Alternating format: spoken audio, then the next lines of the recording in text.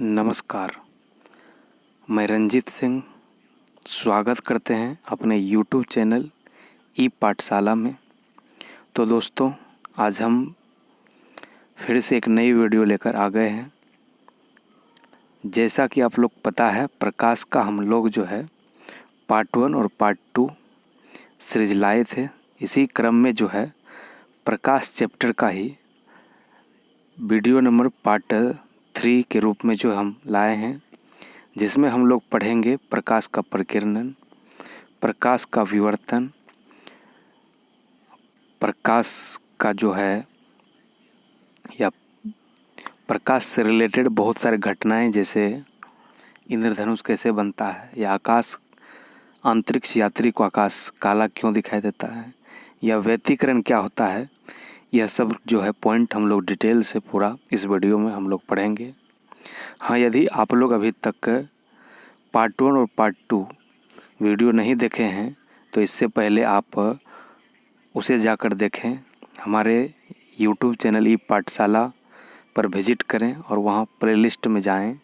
आपको सभी प्रकार के वीडियो मिल जाएंगे और आप आसानी से वहाँ देख पाएंगे।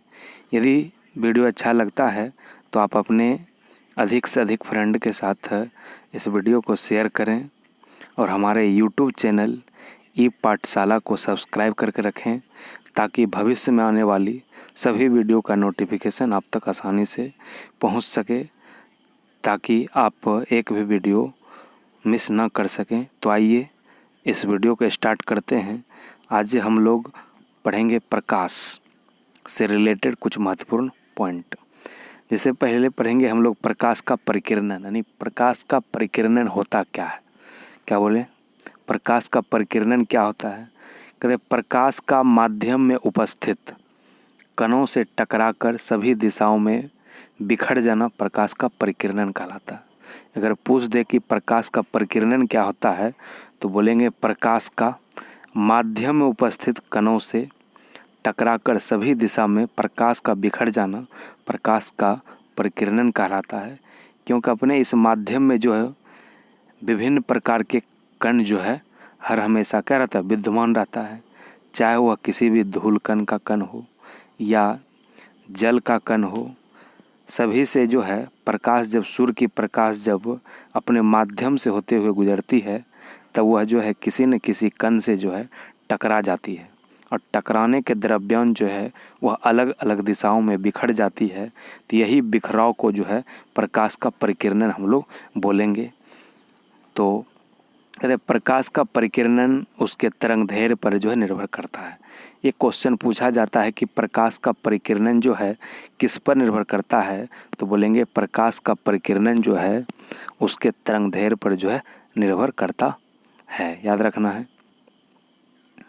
कहते प्रकाश का परिकिरणन उसके तरंगदैर्घ्य के चतुर्थ घात के व्युत्क्रमानुपाती होता है। ये फार्मूला याद रखना है। क्या बोले? प्रकाश का परिकिरणन उसके तरंगदैर्घ्य के चतुर्घात के व्युत्क्रमानुपाती होता है, जो कि हम यहाँ पर जो है लिख दिए हैं कि प्रकाश का परिकिरणन व्युत्क्रमानुपाती 1 तरंगदैर्घ्य पर पावर 4। तो इसी को हम लोग जो है परिभाषा फॉर्म में लिखे हैं कि प्रकाश का परिकिरणन उसके तरंगदैर्घ्य के चतुर्घात के व्युत्क्रमानुपाती होता है। याद रखना है। कभी कभी पूछ सकता है प्रश्न में कि प्रकाश का जो परिकिरणन है तरंगदैर्घ्य का के कितना घात का जो व्युत्क्रमानुपाती होता है, तो बोलेंगे तरंगदैर्घ्य के चतुर्घात के व्युत्क्रमानुपाती होता है। याद रखना है। कहते हैं जिस रंग का तरंगदैर्घ्य न्यूनतम होता है उसका परिकिरणन सर्वाधिक होता है। ये भी पॉइंट बहुत ज़्यादा इम्पोर्टेंट है।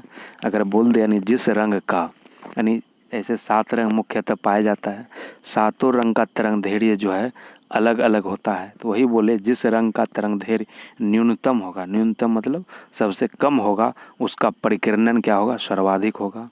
अगर उसका उल्टा अगर बात किया जाए, यानी जिस रंग का परिकिरणन कम होगा यानी न्यूनतम होगा, उसका तरंगदैर्घ्य क्या होगा, अधिक होगा। उल्टा हो जाएगा, ठीक है ना। यानी जिसका परिकिरणन क्या होगा, सर्वाधिक होगा, उसका तरंगदैर्घ्य न्यूनतम होगा। याद रखेंगे। अगर परिकिरणन अधिक है तो तरंगदैर्घ्य क्या हो जाएगा, न्यूनतम हो जाएगा। याद रखना है। कहते हैं जिस रंग का तरंगदैर्घ्य सर्वाधिक होता है उसका परिकिरणन भी न्यूनतम होता है। ये भी पॉइंट पूछा जाता है कि जिस रंग का तरंगदैर्घ्य सर्वाधिक होता है उसका परिकिरणन क्या होता है, बोले न्यूनतम होता है। कहते हैं बैगनी रंग का तरंगदैर्घ्य यानी न्यूनतम होता है। ये भी प्रश्न पूछा जाता है कि सबसे कम तरंगदैर्घ्य किस रंग का होता है, तो बोलेंगे बैगनी रंग का तरंगदैर्घ्य सबसे कम होता है। अगर परिकिरणन की अगर बात किया जाए तो बैगनी रंग का जो है परिकिरणन क्या होगा, सर्वाधिक होगा, ठीक है ना, याद रखेंगे। और लाल रंग का तरंगदैर्घ्य जो सर्वाधिक होता है, इसीलिए लाल रंग का परिकिरणन क्या होगा, न्यूनतम होगा। ये चारों पॉइंट जो है बहुत ही इम्पोर्टेंट है, याद रखना है कि बैगनी रंग का जो है तरंगदैर्घ्य क्या होगा, न्यूनतम होता है, इसीलिए बैगनी रंग का जो है परिकिरणन क्या होता है, सर्वाधिक होता है। और लाल रंग का जो है तरंगदैर्घ्य सर्वाधिक होता है, इसीलिए लाल रंग का जो परिकिरणन न्यूनतम होता है। इसको भी याद रखेंगे, ठीक है। तो एक नोट हम लोग पढ़ेंगे कि अंतरिक्ष यात्री को जो है आसमान का रंग जो है काला दिखाई देता है, क्योंकि वहाँ वायुमंडल नहीं होने से प्रकाश के परिकिरणन की घटना नहीं हो पाता है। इसीलिए अंतरिक्ष यात्री को आसमान क्या होता है, काला दिखाई देता है। अगर पूछ दे कि अंतरिक्ष यात्री को जो है आकाश का रंग काला क्यों दिखाई देता है, तो बोलेंगे क्योंकि अंतरिक्ष में जो वायुमंडल नहीं होने के कारण जो है प्रकाश का परिकिरणन की घटना जो है नहीं हो पाता है, जिसके कारण अंतरिक्ष यात्री को आसमान क्या होता है, काला दिखाई देता है। कहते हैं प्रकाश के परिकिरणन हेतु जो है C.V. रमन को 1930 ईस्वी में जो है भौतिकी के क्षेत्र में जो है नोबेल पुरस्कार दिया गया था। याद रखेंगे, प्रकाश के परिकिरणन हेतु यह जो है क्या किया था, कुछ जो है खोज किया था, जिसके कारण जो है इसको यानी डॉक्टर C.V. रमन को जो है 1930 ईस्वी में जो भौतिकी के क्षेत्र में जो है नोबेल पुरस्कार जो है सबसे पहली बार दिया गया था। याद रखना है। प्रकाश के परिकिरणन के कुछ उदाहरण हम लोग पढ़ लेंगे, जैसे आसमान का रंग नीला दिखाई देना। अगर पूछ दे किस घटना के कारण हो पाता है, तो प्रकाश के परिकिरणन के कारण ही जो है संभव है कि आसमान का रंग जो है नीला दिखाई देता है। या पूछ सकता है कि आसमान का रंग नीला दिखाई देता है क्यों, तो बोलेंगे प्रकाश के परिकिरणन के कारण। या पूछ दे कि समुद्र के पानी का नीला दिखाई देना, तो यह भी होगा प्रकाश के परिकिरणन के कारण जो है क्या होता है, समुद्र का पानी नीला दिखाई देता है। कहते खतरे के निशान लाल रंग के का बनाना, क्योंकि इसका जो है क्या होता है, परिकिरणन जो है सबसे कम होता है, ठीक है ना। या परिकिरणन जो है यदि इसका तरंगदैर्घ्य जो है सर्वाधिक होता है लाल रंग का, इस कारण से भी इसको बनाया जाता है। कहते सूर्योदय तथा सूर्यास्त के समय सूर्य का लाल दिखाई देना, यह भी जो प्रकाश के परिकिरणन की घटना का जो है उदाहरण है। याद रखेंगे। ये पूछ दे खतरे के निशान का जो लाल रंग का बना होता है, यह भी प्रकाश के परिकिरणन के कारण ही ऐसा संभव है, ठीक है ना। एग्जाम्पल हो गया। अगर पूछ दे कि प्रकाश के परिकिरणन के उदाहरण देने के लिए, तो यह 5 उदाहरण जो हम लोग अभी पढ़े हैं, ये 5 उदाहरण आप लोग बता दीजिए, याद रखना है 5। अब हम लोग पढ़ेंगे प्रकाश से रिलेटेड प्रकाश का व्यतिकरण। क्या पढ़ेंगे, प्रकाश का व्यतिकरण पढ़ेंगे हम लोग। कहते हैं एक स्रोत से निकलने वाली समान आवृत्ति की प्रकाश तरंगे माध्यम में जब किसी बिंदु पर अध्यारोपित होती है तो ऊर्जा का पुनर्वितरण हो जाता है, जिसे हम प्रकाश का व्यतिकरण कहते हैं। अगर पूछ दे कि प्रकाश का व्यतिकरण क्या होता है, तो बोलेंगे एक स्रोत से निकलने वाली समान आवृत्ति की प्रकाश। कोई एक स्रोत होना चाहिए, जैसे सूर्य हो गया तो केवल सूर्य का प्रकाश होना चाहिए, या अन्य कोई भी हो गया तो उसका जो है केवल प्रकाश होना चाहिए, यानी अलग अलग जो है स्रोत से नहीं होना चाहिए। केवल एक स्रोत की बात यहाँ हम लोग कर रहे हैं। कहते हैं एक स्रोत से निकलने वाली समान आवृत्ति के यानी समान आवृत्ति के प्रकाश तरंगे माध्यम में जब किसी बिंदु पर अध्यारोपित होती है तो ऊर्जा का क्या होता है, पुनर्वितरण हो जाता है, जिस घटना को हम लोग क्या बोलते हैं, प्रकाश का व्यतिकरण बोलते हैं। क्या बोलते हैं, प्रकाश का व्यतिकरण। कहते हैं प्रकाश का व्यतिकरण जो है मुख्यतः 2 प्रकार का होता है। एक होता है संपोषी व्यतिकरण, एक होता है विनाशी व्यतिकरण। क्या बोले, पर अगर क्वेश्चन पूछा जाता है व्यतिकरण, प्रकाश का व्यतिकरण कितने प्रकार का होता है, तो बोलेंगे 2 प्रकार के। एक होता है संपोषी व्यतिकरण, एक होता है विनाशी व्यतिकरण। बात करेंगे संपोषी व्यतिकरण क्या होता है। कहते हैं जब प्रकाश तरंगे माध्यम में किसी बिंदु पर समान काल में मिलती है तो उस बिंदु पर प्रकाश की तीव्रता अधिक हो जाती है, जिसे हम प्रकाश का जो है संपोषी व्यतिकरण बोलते हैं। अगर पूछ दे कि संपोषी व्यतिकरण क्या है, तो बोलेंगे प्रकाश तरंगे माध्यम में किसी बिंदु पर समान कला में यानी मिलती है, समान कला में मिलती है तो उस बिंदु पर प्रकाश की तीव्रता अधिक हो जाती है, जिसे हम लोग क्या बोलते हैं, संपोषी व्यतिकरण बोलते हैं। याद रखना है। दूसरा हम लोग पढ़ेंगे विनाशी व्यतिकरण। क्या पढ़ेंगे, विनाशी व्यतिकरण क्या होता है।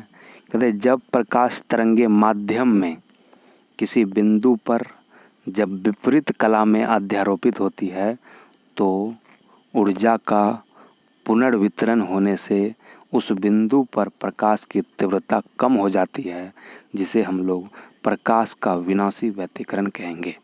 अगर पूछ दे कि प्रकाश का विनाशी व्यतिकरण क्या होता है, बोलेंगे जब प्रकाश तरंगे माध्यम में किसी बिंदु पर जब विपरीत कला में अध्यारोपित होती है, ठीक है ना, तो ऊर्जा का पुनर्वितरण होने से उस बिंदु पर जो है प्रकाश की तीव्रता कम हो जाती है, जिसे हम लोग क्या बोलेंगे, प्रकाश का विनाशी व्यतिकरण बोलेंगे।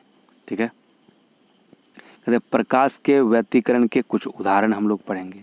सबसे पहला हो गया कि साबुन के बुलबुले का जो है रंगीन दिखाई देना, यह जो है प्रकाश के व्यतिकरण के कारण ही संभव हो पाता है।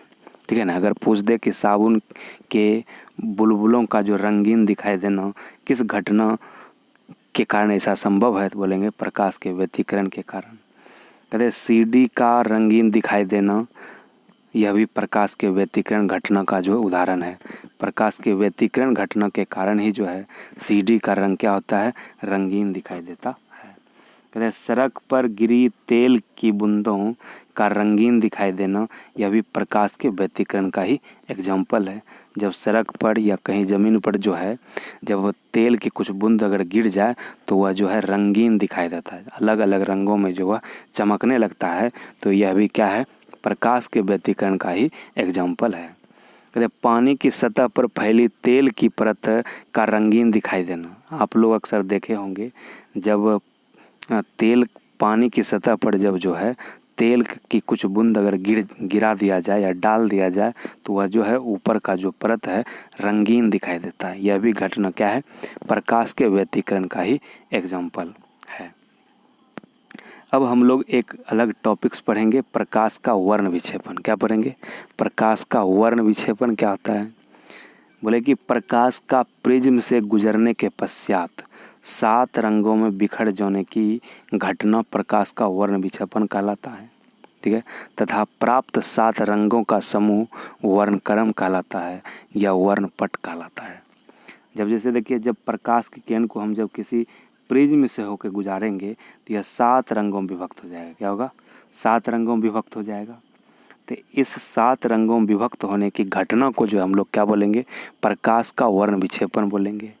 जब यह 7 रंगों की जो है एक समूह बन जाता है, एक पट्टी तैयार हो जाता है, तो इसको जो हम लोग बोलेंगे वर्णक्रम। क्या बोलेंगे, वर्णक्रम बोलेंगे, जिसको इंग्लिश में स्पेक्ट्रम बोलते हैं। क्या बोलते हैं, स्पेक्ट्रम बोलेंगे। तो याद रखना है कि प्रकाश का जो वर्ण विक्षेपण क्या होता है, बोलेंगे जब प्रकाश की किरण किसी प्रिज्म से होकर गुजरती है या गुजरने के पश्चात वह 7 रंगों में विभक्त हो जाती है, तो इस घटना को जो है प्रकाश का वर्ण विक्षेपण बोलेंगे। जब प्रकाश के वर्ण विक्षेपण के दरम्यान जो है प्रकाश 7 रंगों के समूह में जब विभक्त हो जाता है तो इस घटना को हम लोग जो है वर्णक्रम भी बोलेंगे। क्या बोलेंगे, वर्णक्रम या स्पेक्ट्रम बोलेंगे। जैसे कि देखिए अगर इंद्रधनुष की अब बात करते हैं, यानी जब सूर्य का प्रकाश जो है, सूर्य का प्रकाश किसी भी जल के बूंद, ये जो है एक जल का बूंद है जो हवा में तैर रही है, ठीक है ना। सबसे पहले इसमें क्या होगा, आपतन होगा, फिर आपतन क्रिया के बाद यह प्रावर्तन होगा, प्रावर्तन के बाद यह वर्तन होगा, जिसके दरम्यान जो यह 7 रंगों में विभक्त हो जाती है। जैसे बैगनी, नीला, आसमानी, हरा, पीला, नारंगी, लाल।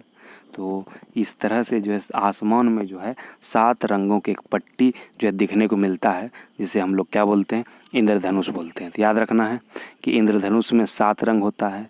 इसमें भी याद रखना है कि इंद्रधनुष के जो है बीच में कौन सा रंग होता है, तो हरा रंग होता है। कौन सा रंग होता है? हरा रंग होता है, जो कि इंद्रधनुष के बीच में का रंग होता है। ठीक है ना, याद रखना है। कहते वर्षा की क्या बोले कि वर्षा के दिनों में जो है, वर्षा के दिनों में पानी की बूंद प्रिज्म का कार्य करता है। जो अगर पूछ दे कि वर्षा के दिनों में जो है पानी का बूंद किसके तरह कार्य करता है, तो बोलेंगे प्रिज्म की तरह जो है यह कार्य करता है। किसके तरह? प्रिज्म की तरह कार्य करता है। कहते हैं प्रकाश के अपवर्तन, परावर्तन तथा वर्ण विक्षेपण के कारण जो है इंद्रधनुष बनता है। अगर पूछ दे इंद्रधनुष जो है किन घटनाओं के कारण जो है बनता है, बोलेंगे प्रकाश के अपवर्तन, प्रकाश के परावर्तन तथा वर्ण विक्षेपण के कारण जो है इंद्रधनुष बनता है। अब इंद्रधनुष भी जो है 2 प्रकार का होता है। एक होता है प्राथमिक इंद्रधनुष, एक होता है द्वितीयक इंद्रधनुष। हम लोग भी पढ़ेंगे प्राथमिक इंद्रधनुष क्या होता है। कहते हैं प्राथमिक इंद्रधनुष में 2 बार अपवर्तन तथा 1 बार परावर्तन होता है। याद रखेंगे, यानी जब प्राथमिक इंद्रधनुष बनेगा तो उसमें क्या होगा, 2 बार अपवर्तन होगा तथा 1 बार अपवर्तन होगा। तो इस घटना को हम लोग प्राथमिक इंद्रधनुष बोलेंगे। कहते हैं प्राथमिक इंद्रधनुष सूर्य की विपरीत दिशा में बनता है। ये भी याद रखेंगे, जो प्राथमिक इंद्रधनुष है यह सूर्य के विपरीत दिशा में बनेगा। जैसे अगर सूर्य पूरब में है तो पश्चिम में बनेगा। ठीक है ना, अगर सूर्य जो है पश्चिम में है तो पूरब में बनेगा। इस तरह से जो सूर्य के विपरीत दिशा में प्राथमिक इंद्रधनुष बनता है। याद रखना है, पूछ दे कि जो प्राथमिक इंद्रधनुष बनता है तो बोलेंगे सूर्य के विपरीत दिशा में। कहते हैं प्राथमिक इंद्रधनुष जो है अपेक्षाकृत अधिक चमकीला होता है। जो प्राथमिक इंद्रधनुष होता है अपेक्षाकृत क्या होता है, सर्वाधिक चमकीला होता है। कहते हैं प्राथमिक इंद्रधनुष में लाल रंग बाहर जबकि बैगनी रंग सबसे भीतर की ओर दिखाई देता है। जो प्राथमिक इंद्रधनुष होगा लाल रंग सबसे बाहर और जो बैगनी रंग सबसे नीचे दिखाई देगा। तो याद रखेंगे कि अगर पूछ दे कि प्राथमिक इंद्रधनुष में जो है कौन सा रंग सबसे बाहर दिखाई देता है, तो बोलेंगे लाल रंग, और बैगनी रंग जो है सबसे भीतर यानी नीचे दिखाई देता है। तो याद रखना है।